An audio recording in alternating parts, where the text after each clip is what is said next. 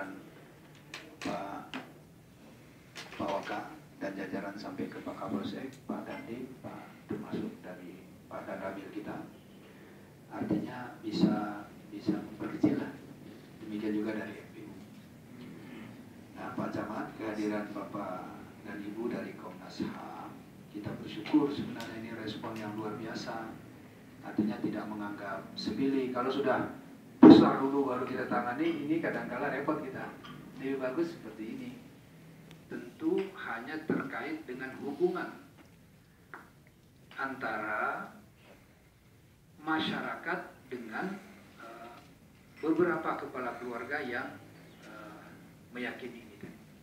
Itu yang kita selesaikan. Dan kesimpulan, apakah aliran ini termasuk aliran yang dilarang atau tidak dilarang? Itu mesti ada. Kalau tidak nanti suatu saat timbul lagi. Mungkin tidak di kampung itu, kampung sekitarnya, dan lain-lain. Ya kan?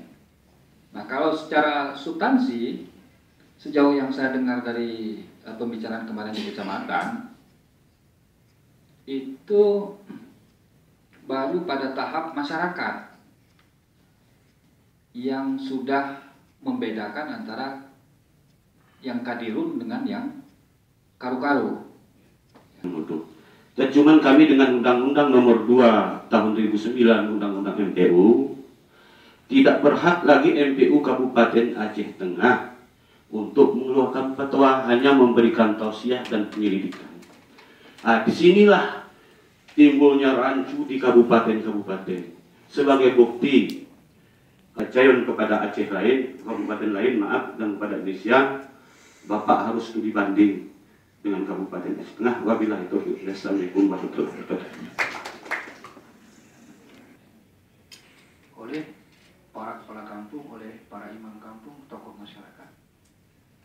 Biasanya diambil dari orang-orang yang punya pengalaman lebih. Apakah pernah sebagai imam, apakah lama sebagai kepala kampung, dan lain-lain. Sehingga masalah-masalah yang sempat naik ke tingkat